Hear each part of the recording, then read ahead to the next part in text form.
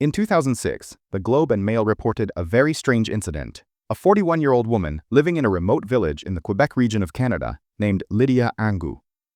One day, Lydia was walking with her children and a giant polar bear appeared in front of them. Its weight exceeded 300 kilograms. At that moment, she asked her children to run to save their lives, and she stood in front of the bear to delay it. But the astonishing thing is that she didn't just stand there.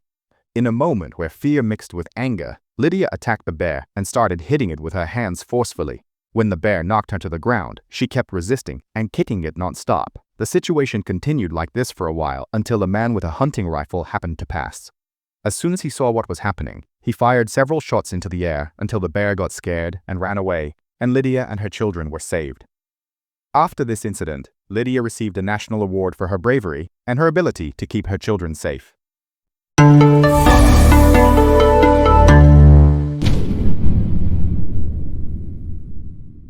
The situation we just described, despite its strangeness, similar situations happen to all of us. Most of those listening to us now have surely experienced a situation one day that involved intense fear or anger and was surprised by their body's reaction at that time. For example, a dog chased someone when they were young, and suddenly they found themselves running at an incredible speed, faster than their normal speed.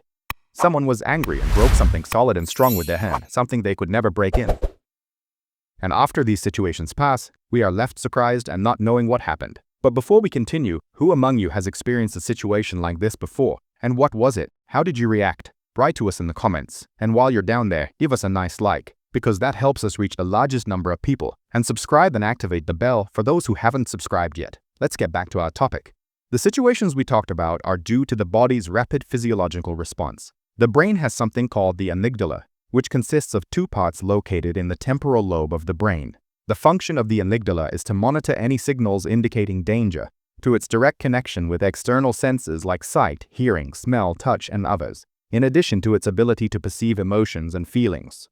This means the amygdala is constantly studying everything happening around us, and through the information it receives, it can determine the situation the person is in and know whether they are in danger or not. If it turns out they are in danger, it immediately alerts the body and takes the necessary actions. That's why the amygdala is described as the body's internal alarm system.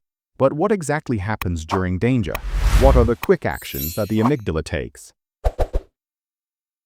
When someone is exposed to a threat or dangerous situation, or even pure psychological pressure, like someone provoking or angering them, the amygdala starts preparing the body to defend itself. The first thing the amygdala does is make the endocrine glands, specifically the adrenal gland, secrete the joker of hormones, which is adrenaline.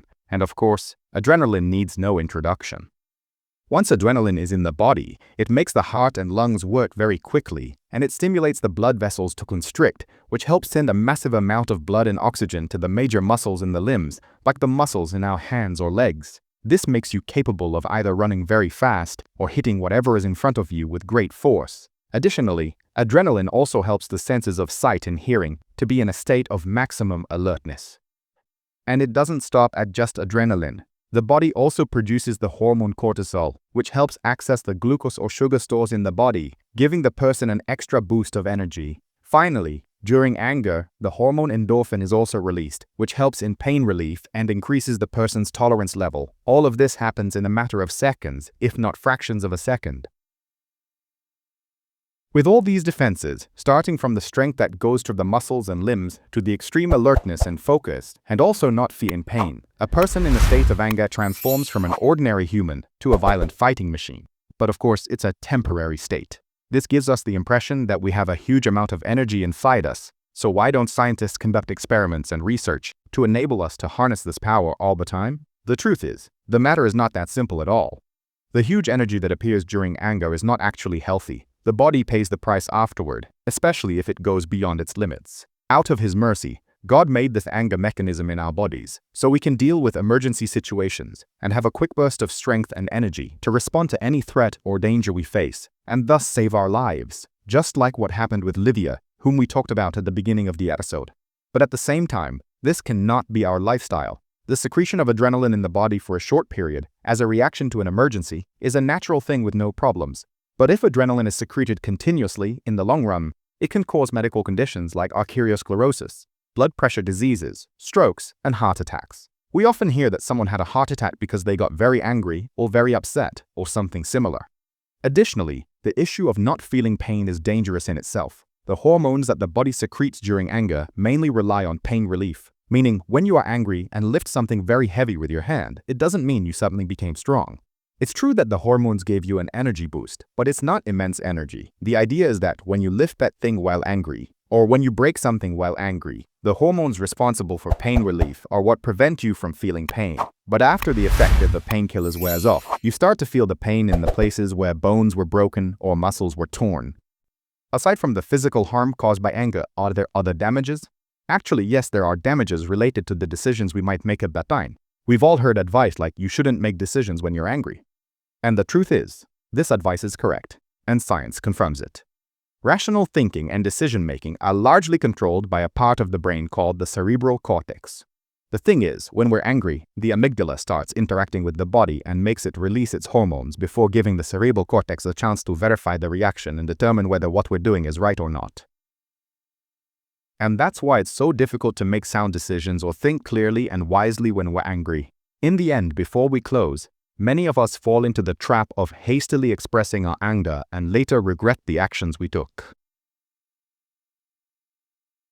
So, let me give you some tips to help you reduce your anger episodes, because managing anger is not only important for improving mood, but it's also crucial for maintaining our physical health and protecting us from many diseases, as we explained. First, when you're angry, try to stay silent and avoid talking too much, especially if the situation involves someone close to you. If you give yourself the chance to speak, you might get more agitated and say things you don't mean because you're angry. As we mentioned, you won't be able to make the right decisions, and you might regret what you said later. Second, when you're angry, try as much as possible to leave the place you're in or at least change your position. If you're standing, sit down. If you're sitting, get up and walk a bit. The important thing is to change your body's position because physical activity reduces stress. Thirdly, there's no harm in talking to someone you trust and venting about the problem or situation that's bothering you, because usually, someone outside the problem sees things more clearly. That's it. We're done. Who made it to the end? To everyone who did, you're the best. Give us a like before you leave so we know how many made it to the end.